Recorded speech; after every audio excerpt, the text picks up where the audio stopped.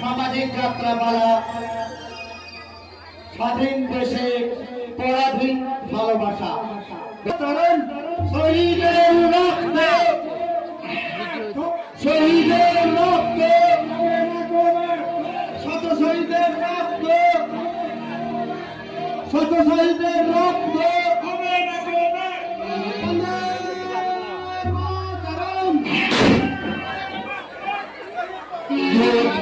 বন্ধুর সমান করে কত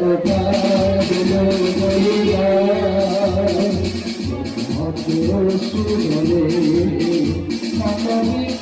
বন্ধুর বন্ধু সবার ওই শিখল কত বিপ্লবী বন্ধুর রক্তের বন্ধু সবার ওই শিখল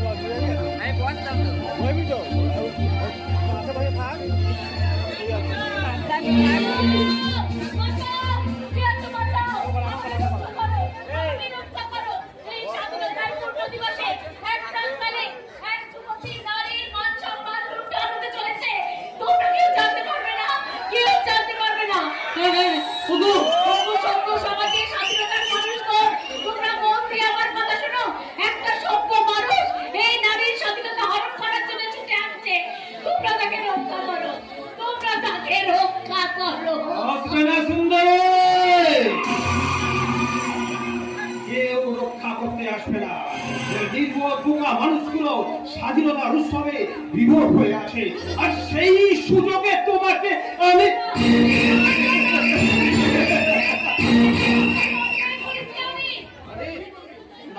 অন্যায় তুমি করো। আরে না না না না না, আরে অন্যায় তুমি করোনি, অন্যায় করেছে তোমার পুলিশ অফিসার বাবা। আমার অন্ধকার জগতে রমরমা ব্যবসাটা একবারে পঞ্চাল করে দিয়েছে। আমার গ্রামের লোকেদের চোর করে তোমার বাবা জেলে ঢোকাতে বাধ্য করেছে, তাই তার উপর প্রতিশোধ নিতে আমি তোমার চরিত্র ছিটিয়ে দেব আমার কলঙ্কের কালি।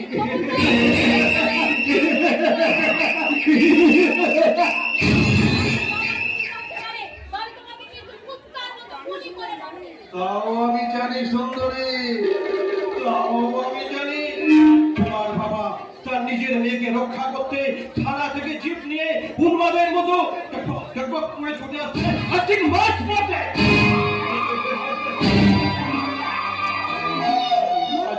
আমার লরির ড্রাইভার তোমার বাবার চিপটিকে একবারে তুলে পিছে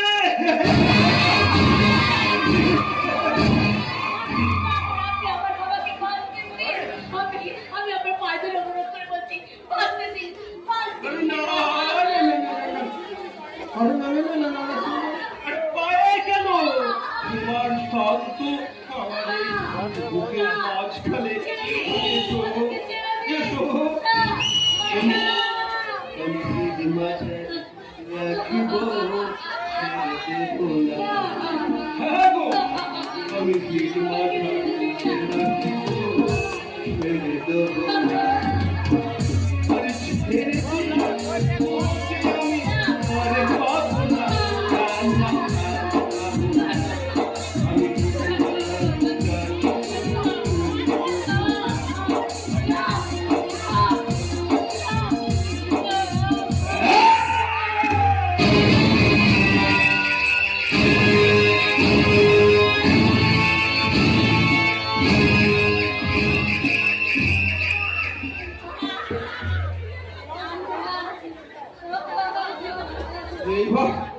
আমি এইবার তুমি যাও সুন্দরী, তুমি মনের আনন্দে বাড়ি ফিরে যাও, তোমাকে কেউ ডিস্টার্ব করবে না, কেউ মনের আনন্দে বাড়ি ফিরে যাও। কিন্তু সাবধান, আইনের সাহায্য নিয়ে আমার পিছু লাগার চেষ্টা করলে তোমার উপর যা করলাম ঠিক তেমনি তোমার গুণের উপর আমি চরম চরম প্রতিশোধ নিয়ে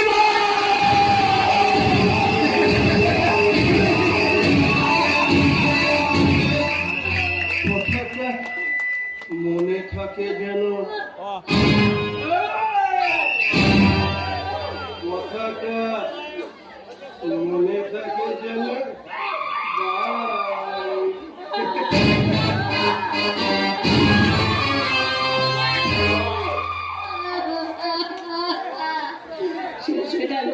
নিমেষের মধ্যে এই সতীর আশা আকাঙ্ক্ষা ভরা জীবনটা ছারখার হয়ে গেল।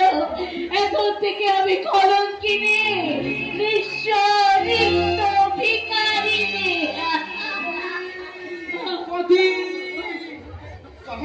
সতী, আরে চলন্ত লড়েছে কাকাবাবুকে চাপা দিয়ে চলে এই চল সতী, তুমি এইভাবে চিৎকার করেছো কেন? কাল বৈশাখের দুর্ভাগ্যের ঝড়ে হাসি খুশি ভরা আমার জীবনটা ছারখার হয়ে গেছে। প্রলয় তোমার আদরের সতীর লজ্জার পাপড়ি গুলো ওই দানবের থামায় একটা একটা করে মাটিতে খসে পড়েছে। তোমার সতীর সতীত্ব পালকের কালিতে কালি হয়ে গেছে।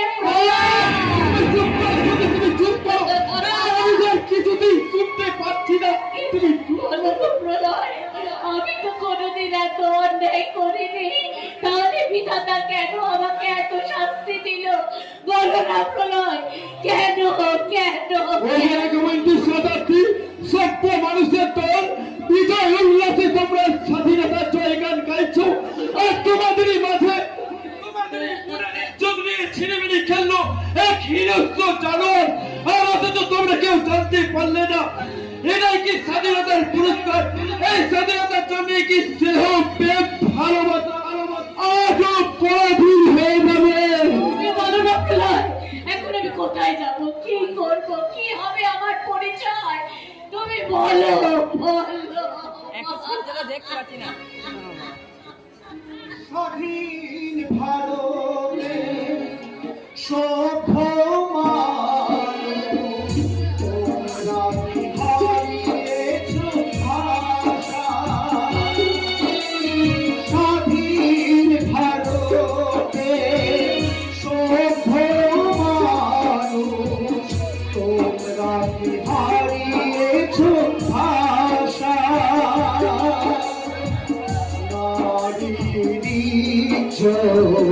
লুণ্ঠিত কেন নারীর ইজ্জত, লুণ্ঠিত কেন লাঞ্ছিত কেন ভালোবাসা?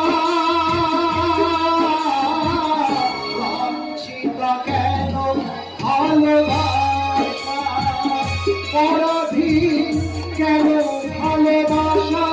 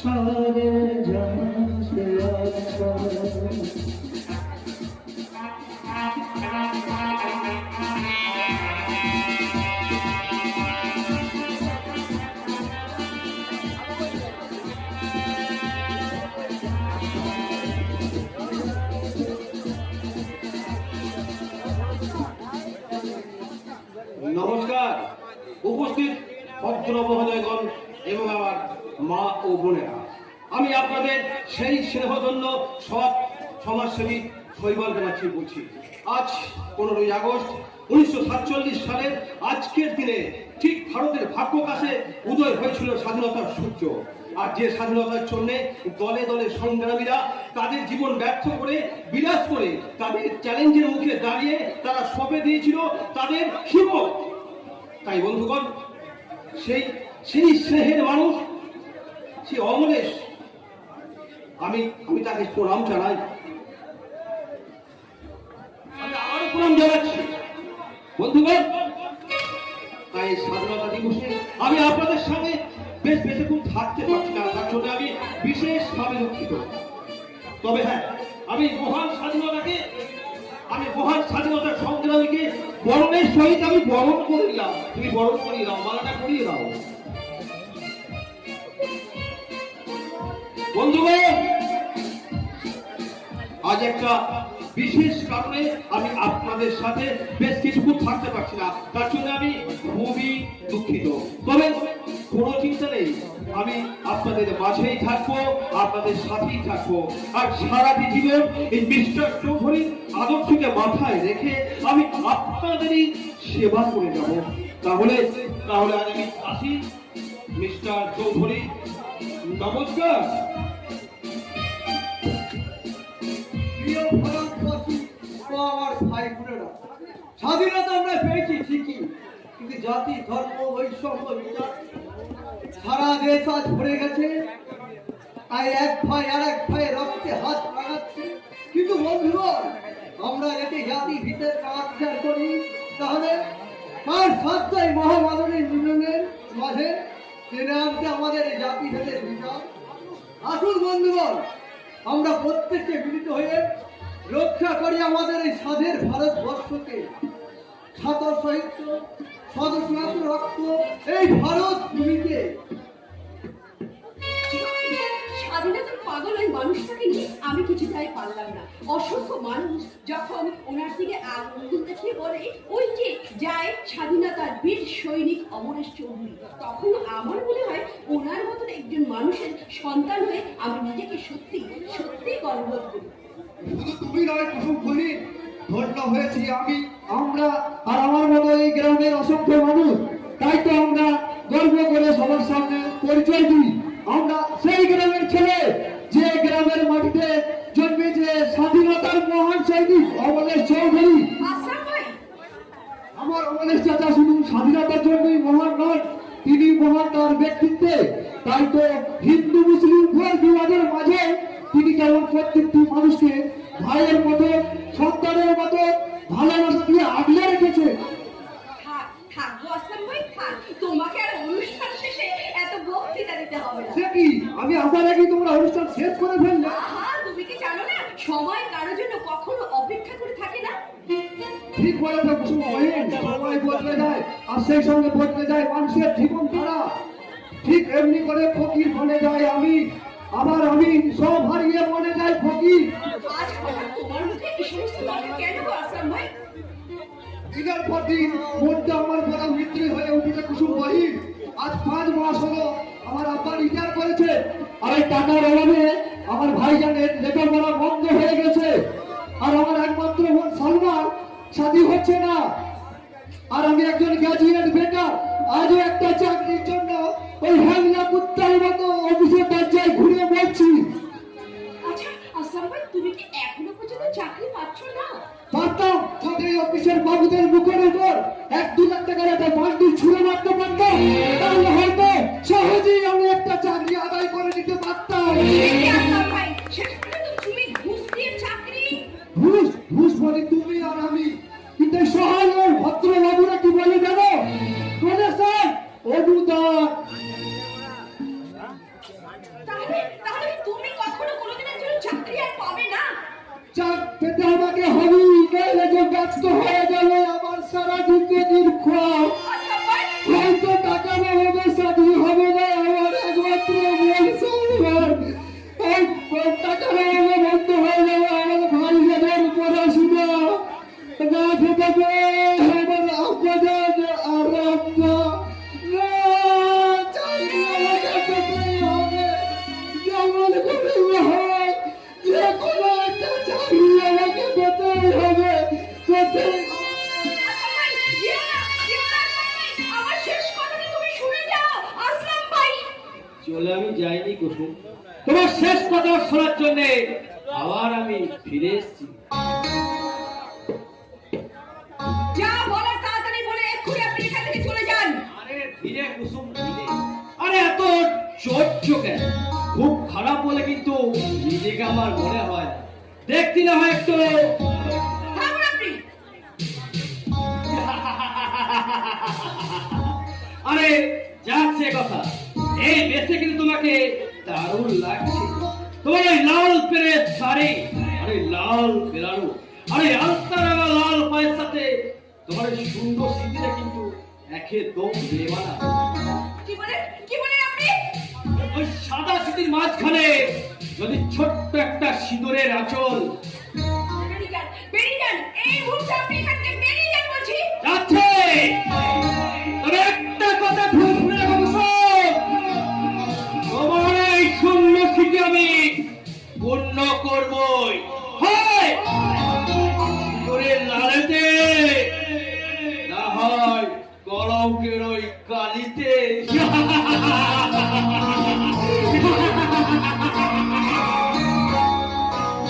কি তোর ছোট লোক জানো? দাদাকে বলে ওকে একদিন আমি বলতে হবে না কষ্ট করে। এবার মালা গেছে দরজার পাশে দাঁড়িয়ে চাঁদের পাখির মতো রাস্তার দিকে তাকিয়ে থাক। এই আমার মুখ পড়া তুই আমাকে এখানে জানাতে চলে এসেছিস? যা বাবা, এত সুখবর দিতে এলাম আর বলে কিনা। আচ্ছা বাবা, ওর কথা তোকেই বলতে গেছিলাম, বুঝতে না যা শুনিস না, আমি তাহলে চলেই যাই। এই সকল যাবি না কিন্তু বলে দিচ্ছি, তাহলে কিন্তু খুব খারাপ হয়ে যাবে। হ্যাঁ, কি আশ্চর্য, তোর জন্য এখন আমাকে পরিবর্তন জানাতেও দিবি না, আবার যেতেও দিবি না। এই শ্যামল বল না ভাই, কি বলতে তুই এখানে এসেছিস? বল না। একটু আগেই তো খুব মেজাজ দেখাচ্ছিলে, এখন একেবারে লক্ষ্মী মেয়ের মতো শান্ত হয়ে গেল কেন? শ্যামল বলবো না, তাহলে কিন্তু আমি কোনো কথাই বলবো না বলে দিচ্ছি। আচ্ছা বাবা, আচ্ছা রাখ, এবার বল।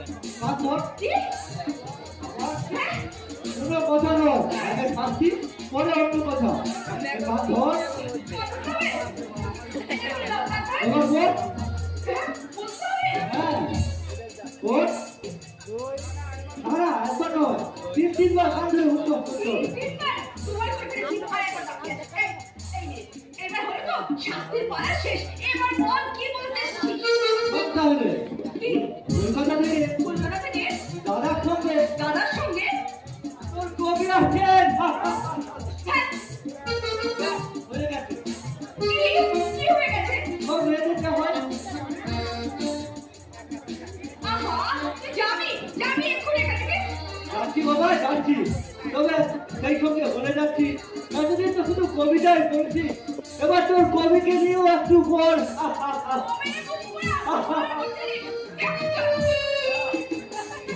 ওই মুখপুরাটা আমার মনের কথাটা বলে চলে গেছে, কিন্তু সে কি জানে তার জন্য অদূর দূরে একজন তাকে নিয়ে মনের অনেক কল্পনার তার মনে নিয়ে তাকে নিয়ে স্বপ্ন এঁকে চলেছে। তার কবিতাকে ভালোবাসতে বাসতে আজকে সত্যি সত্যি আমি তাকে ভালোবেসে ফেলেছি।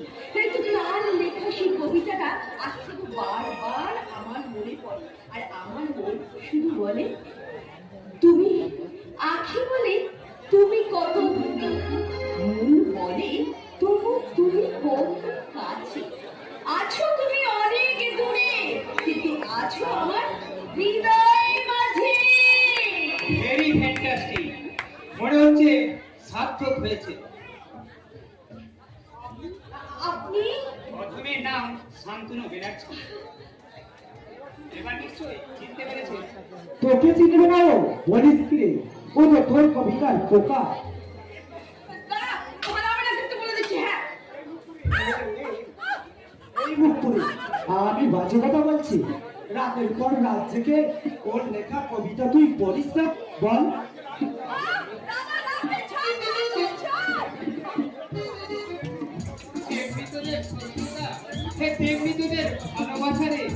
তুই জানিস না শান্তনু, ওর চালায় না আমার এই বাড়িতে আসায় বলছি, তাই ওটাকে আগে পূজাই করতে না পারলে। দেখ শান্তনু, দেখ ওর মুখখানার দিকে একবার ভালো করে ধীরে দেখ, দেখে মনে হচ্ছে কত বিরক্তির ভাব, অথচ চোখ দুটো দেখে মনে হচ্ছে যেন কত খুশি। তোর ভাব ভঙ্গি দেখে শান্তনুর লেখা সেই অচেনা কবিতার কয়েকটা লাইন আমার মনে পড়ছে। যে কথা যায় না বলা, সে যে দু চোখের ইশারায় কত কিছু বলা যায়।